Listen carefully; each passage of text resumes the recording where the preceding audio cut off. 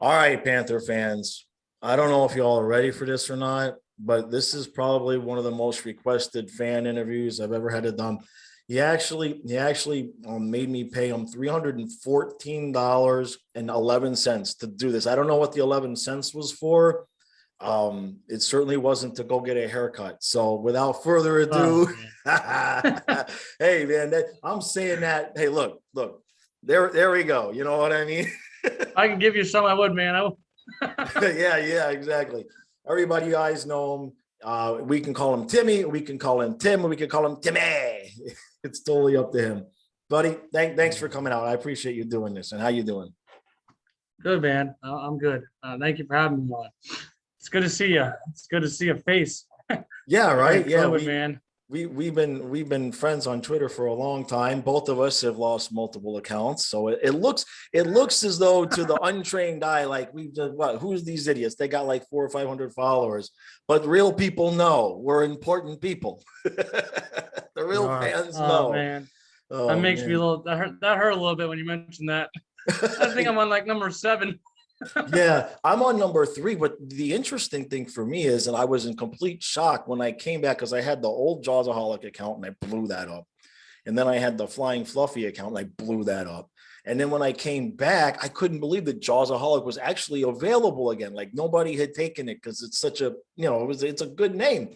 So as soon as I saw that, that was like I was like, okay, I'm gonna take this and I'm not gonna screw this one up. No politics, none of this, none of the things that get you blown out of the water. You know what I mean? So, all 100% right, right. man. So the right out the box. I just have to ask you, whose flow is better, yours or Yager's? Oh, that's tough. You got a mullet, man. That's tough to beat. That's tough to beat. You could I probably kind of pull that off. I could. I'm going for the Uyghur style, man. The There you slick back go. style. All That's right. who I feel like I'm looking like Uyghur. Yeah, that guy's hair is so nice. Yeah, I know. And he grew it all out in the one off season. I remember when I used to be able to grow my hair like that. You know, that's my threat around the house that um if things don't go my way, I threaten to grow the ring around the head with the ponytail. You know what I mean? Because there's not a whole lot left up here. So I I'd like to threaten to see an old grow. picture of you, man. I'd like to see it. Oh man. Well, if you look, I actually just reposted it yesterday. Was it no the 10th? The video I did where I shaved my head. It was actually 4 years ago, 2 day on the Oh, dude, I do remember. I know your daughter did it. Your daughter was Yeah, well, recording, she was right? she filmed it for me. Yeah, because Right, Kyle right. I do Kyle remember wouldn't. now. Yeah, Kyle wouldn't let me do it. But I went back because Google gave me the notification, said 4 years ago today. So I changed Right. the thumbnail because while I was doing it, I took some pictures. So there's one picture where I had only shaved on top and I've got the whole big ring around the head. And I changed the thumbnail to that. So but That's good, man. yeah, man. So I'm interested to hear what your take is on where we are as a team, the Panthers, where we are as a team right now. You've been there Oh, obviously man. through it all. I mean, I started the channel. We had just won the division, and then we did the whole damn thing with the Branson, the Kukula cough, and the whole damn thing. And and Yep. and then Huberto gets hurt, and we fire Gallant, and it's just a damn mess all the way around.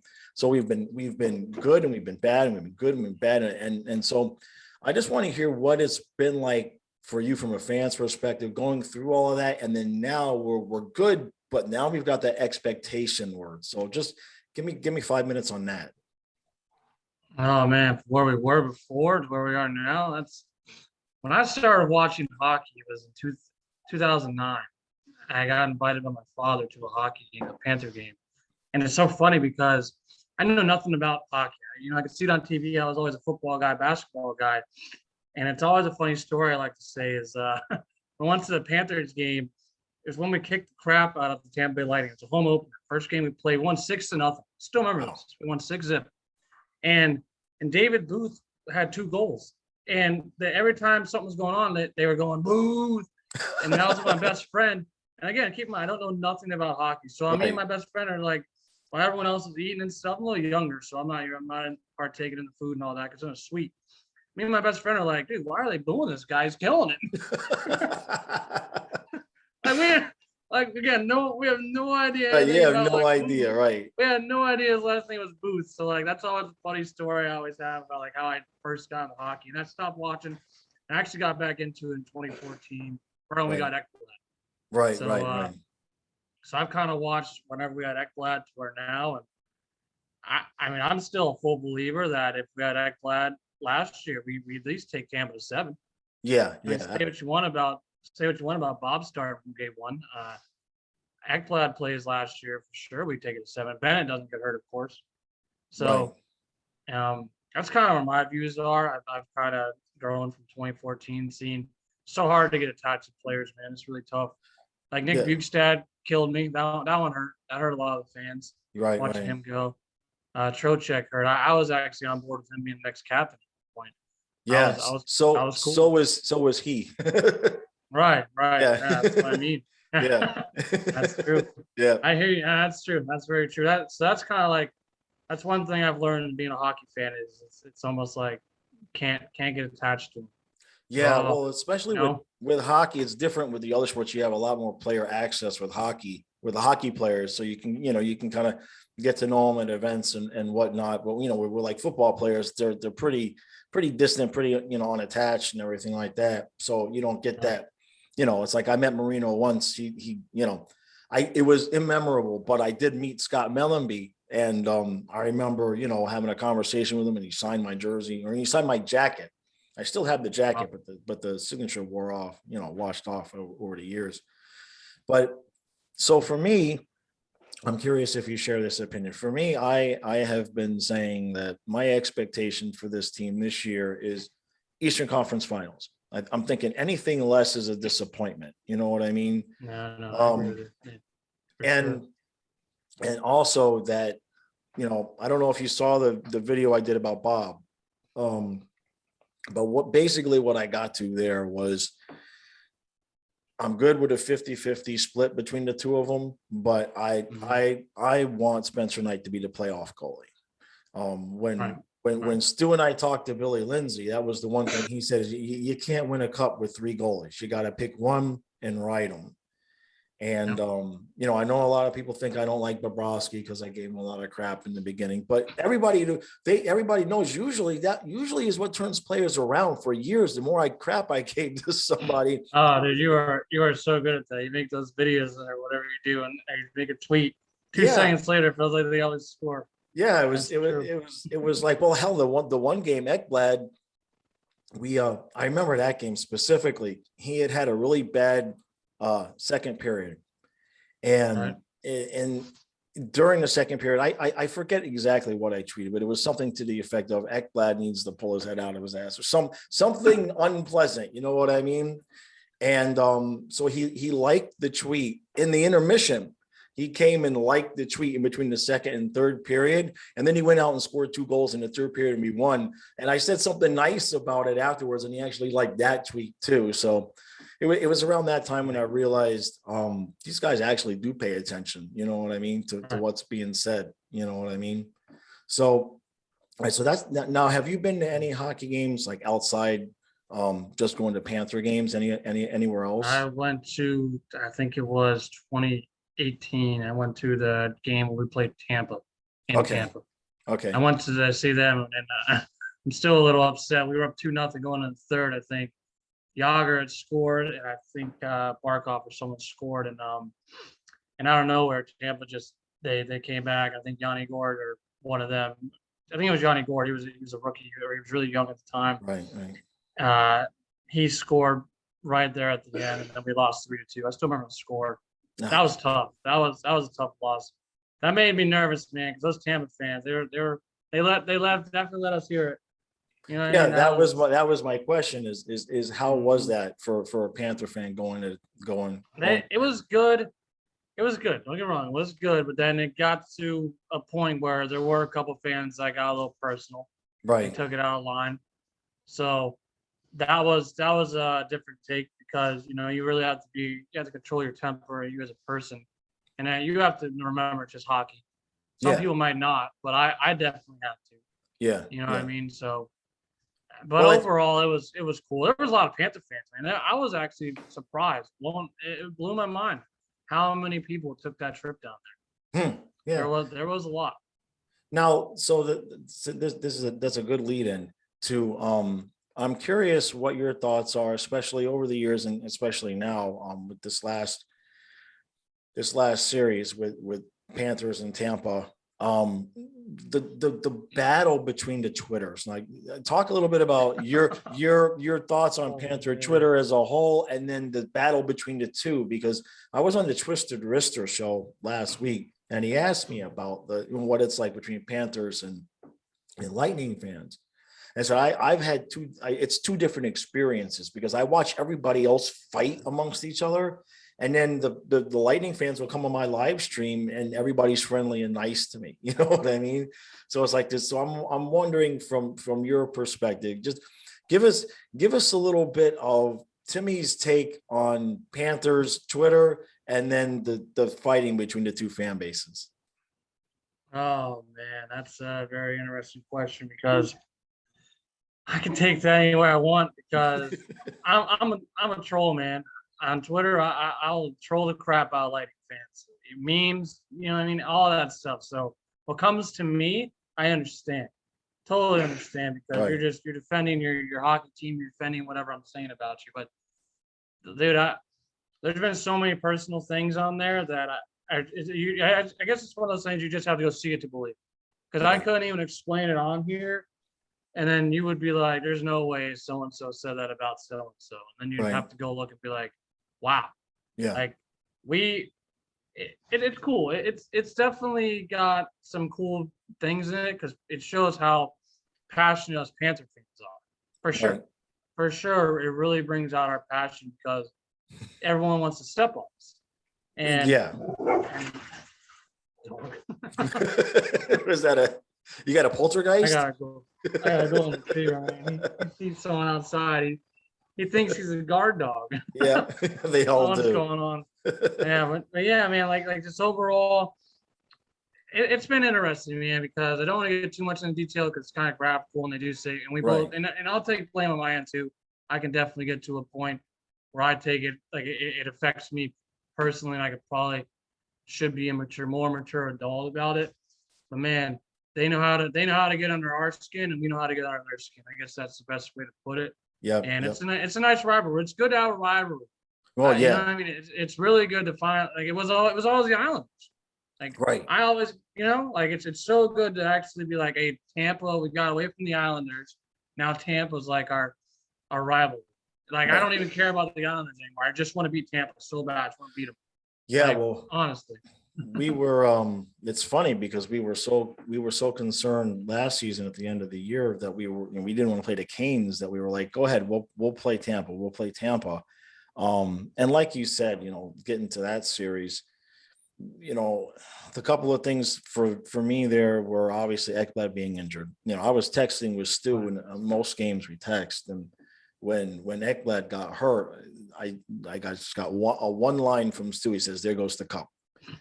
And when during the rest of the regular season, Forsling really stepped up. Kiersted came in and stepped up, and we all kind of thought and hoped that maybe we had it covered a little bit. But then once Kucherov was out there in that first power play for Tampa Bay, and we saw what was going on, it was just like my heart just But that Tampa series, like you said, if Ekblad's healthy, and then the whole Bennett suspension, and that's the one thing I was unhappy with Q about, was how he handled that in terms of going with the 7D instead of maybe letting Gusev get out there and continuing, to try and get Well, some. he had Lemico out. He had Lemico technically inserted the play, and I guess like last minute he just changed it back to 7D. Yeah. So, I kind of get it. Nico's young. You don't trust him. I don't know. I'm indifferent about that.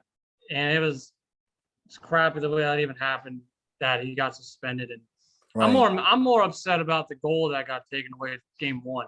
Right. Than I am about Right. suspension. I will go on board and say I cleanly thought that was a goal. I have no problem saying that. No, and that's a good point. That goes that goes forgotten in a lot of the discussions, you know what I mean? Because when it didn't count, and so you kind of put it out of your head and everything. But yeah, between those first two games, I mean, there were just so many different possible ways that, if we could have just snuck one of those games, like you said, we'd have been going 7 games. And I'm looking at this season, and to be honest, I'm looking at Tampa, I'm looking at Florida, and the only team that I see out there, if we played in a 7-game series, that I'd be even, in the Eastern Conference, the only team out there that I wouldn't think we're definitely going to win this series is either Tampa or the Islanders. Not that we can't beat them, but anybody else, I'm going to feel confident like this is a series we should win with the roster that we have now. So there's no excuse for sure. what's your take on all the offseason moves? You're happy with everything that they did, which wasn't a whole lot, but addition by subtraction, right? Right. I would still like another defenseman over maybe Marcus Nunavara, maybe. Right. I feel like one of those guys goes down, our depth, you know what I mean? Like it worries. Yeah, I like Kevin Collins' name. I don't know how to pronounce his last name, but I liked his game and his limited action. Yeah, Connaughton. He didn't look that bad. Right. Matt Kierstad, small sample size, but you know what I mean? Throw a little muscle on him, he'll be all right. Right. But that's the only thing that worries me is if you are gonna run the 6D that are on paper, you're literally, it seems like they're just relying on none of them to get hurt. Like their depth outside of them, it just feels I don't really know who's NHL ready. You know what I mean? Right. It's that, and I'm a big Maxime Mammon guy, and I'm a big Denisenko guy. Okay. And as much as I like Frank Petrano, I do, and he's been a nice part of our team, and I like what he's brought. I just, in my personal opinion, I just feel like what he brings. I just think that there's other guys behind him that can do the same. Right. I think Denisenko can go on the third line, do the same thing that Petrano does. Those are just kind of my personal opinions. Right. Well, you may get that opportunity because I don't think we're going to be able to have the money to sign for Toronto next season. And, we've got, like you said, we've got kids blocked. I mean, I was doing that's the roster. The only negative, man. You got all these guys that are sitting back, and you got guys like even Nola Chart, like nothing, great faceoff guy. Right. But ever since, he got hurt, what was that, 2 years ago, he put up that in his first year with us. Didn't really do much last year. Like you can kind of see the bottom 6, and outside of, I guess, Duclair and Lindell, of course, they're all interchangeable. Although I like Marchman. I like Marchman's game. Yeah, Marchman. So I would like to keep Marchman. Right. And Hornquist. Right. But Lomberg and all those guys, they're all interchangeable. And I don't know. Like for me, I would love to just give Hempanoyama, give him some games, give Denisenko some games, and see what they got. Yeah. Doesn't hurt. No, I agree. I mean, the first step is if Lundell is what, every opinion I've heard of everybody that says they've watched him play, they said this is the real deal. And he was playing against men. So it looks like, nothing is a sure thing, but I get the sense that even the organization has him penciled in at 3C. And yeah, I mean, to the point about the depth that we have, I mean, we've got a legit fourth line that will be riding the bench. You know what I mean? Right. No, for sure. You can argue our fourth line can play, our bench fourth line can play on a few other fourth lines. Absolutely. Sure. Yeah. That's a legit argument. You're 100% correct. Yep. And then that's still it's a blessing in disguise. It's like it's a blessing and a curse. Sorry. You know what I mean? Like it's good and bad. Right. Because you don't really know what to do with them. Trade bait. You know what I mean? Like, no, I think what we're going to see, because I don't think Vetrano is going to be here past this season, and I think the same with Hornquist. So I think you're going to see those young guys get an opportunity to come in. If anybody gets hurt, they'll be in. And I think the plan would be to keep those guys, and that's the good thing with Zito, right? I mean, he has cleared out all of the dead contracts with the exception of one. And he has not given up. That was Talon's move, was he'd sign somebody to too much money, and then we'd have to give up a really good young player to get rid of him. And Zito, I mean, somehow, and that's the thing about Twitter, is that I try to be fair to everybody and say, look, there's no dumb ideas, there's no dumb takes. Because before the offseason last year, If somebody would have gone on Twitter and said, "Hey, how about Matheson for Hornquist?" straight up, they would have been laughed off of Twitter. They would have said, "This." I mean, okay, I know we included Sevier, but let's be real. That was Matheson for Sevier. Matheson for Hornquist straight up. There's no money involved being retained. If you would have suggested that, you'd have been laughed off Twitter. They would have called you. Are you? There's no way Pittsburgh's going to do that. And then here we are. And now the thing with Pittsburgh is that I was on there's a guy that does recaps for Pittsburgh, Owen Krebs, and they're actually happy with Matheson, but get this, their take is that he's just fine defensively, but they need him to be a little bit more offensive. So it sounds to me like he's been coached. You know what I mean? Right. Something probably happened. Yeah, for sure. He probably held himself accountable. Sounds like. Right. Because he got a little bit too crazy there, thinking he was a forward. Yeah, I remember whenever did play Q forward put him a couple of line nights last year. Right. When he was playing, he actually played forward last year. Yeah, and I remember myself, I was like, I'm totally cool with Madison playing forward. I wanted it to happen. I was like, if he can't play defense, throw him up forward, see what happens. He scored. Yeah, he scored. He did score. He did score. Absolutely. He's got that kind of talent, but I think, Pittsburgh's happy with him. So the fact that once we get done with the Hornquist deal, the fact that we're basically going to have gotten out of the Matheson contract without losing anything, without having to buy anybody out, it's masterful. So I think that with Bertrano and Hornquist and maybe even Achari, I think at least two of those guys won't be on next year's team. Yeah, I've been satisfied with Hornquist. It was actually a great pick. Worked out perfect for us. Right. The thing with him is fit, because he's not going to really fit on the top six. We've got way too many wingers up there. I personally want him on the bottom line. Personally, I've seen a lot of people that want him with Lindell, and I'm just like, I don't like the lines that have Tippett on the fourth. I don't know if you saw like the interview on NHL.com. They have like Tippett on the fourth line. Just like, that's craziness. No. That's great. My take is that, and this is just my opinion, like you said, I feel like what they're going to do with Duke is he's going to be like a rotating in between the top three lines. Like, what line needs some help? What line needs some energy? You know what I mean? Right. No, you're right. Because he's played with all those guys, and that's the kind of player he is. Like, he's just gonna go balls to the wall, full speed, no matter what, no matter who he's playing with. That's what I think is going to happen. I don't think he's going to be married to any one of those lines, because we've got our pairs. Barkov and Verhaeghe going to be together, and Bennett and Huberdeau. Right. So you've got that. Those the right wingers are always changing. Right. And and you can always even slide a Marchman. Marchman can go from the fourth line to the first line. Yeah, absolutely. And not many people have that kind of player on their team. No. We got two of them. I know it's ridiculous. We have the depth we have at forward is just embarrassing.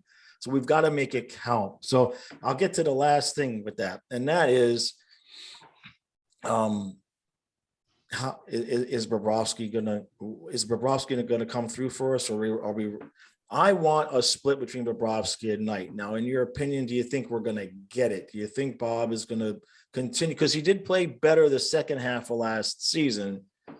But then, Q's comment during the playoffs when Bob was scratched is, he said, look, Bobrovsky wants to play, but I think he knows what we have going on here. So it's very, very interesting. Bob understands. I think, in my opinion, regarding that is Q has shown that he's not afraid to do what it takes. He benched Yandel. You know what I mean? Yeah. And that takes some balls. Big balls. You know what I mean? And he definitely heard some backlash, even though it's the playoffs, but he heard some, So in my opinion, like, I think if Knight's hot, you gotta play him. Yeah. You just have to. Yep. You know what I mean? If Knight's out there getting you wins, sure, if you want to give him a break, you play Bob. But I think I'm on board with like a 60-40 Knight, not even a 50-50. Like, I'm totally cool with Knight taking 60-40. Right. And, pushing up to 65% even. Right. He's 20. Was he 20 years old? Yeah, he's 20. He's definitely gonna have the energy. So he should. Right. I don't know, man. Bob scares me. And in my opinion, the Panthers are just too good right now And you can't be sitting there saying, well, we're paying them 10 mil, so we have to play them. It's like, no, Right, screw right. that, man. Yeah, yeah, And you know what I no. mean? Us Panther fans, like, nah, it's like we deserve to win. Right. No, this Don't is our go and play window. Bob just Right, because you're paying him, or unless like Spencer Knight is tired, or you can just tell he's tired, like you just want to give him days off or whatever it is. right, In right. my opinion, you just play nights. You just run them, All right. All right. and that's the way you got to do it, man. And Bob is an adult. He's, you know what I Right, mean? It's like any other job. Someone overpasses you. It should motivate, if anything. It right, should right, motivate Bob. Like, dude, I just let this 20-year-old right. come in here. You know what I mean? Take my It spot. seemed like You know? Drieger did kind of motivate him a little bit, you know what I mean, last season, Right. but this team can win. I mean, I talked with Stu about this today.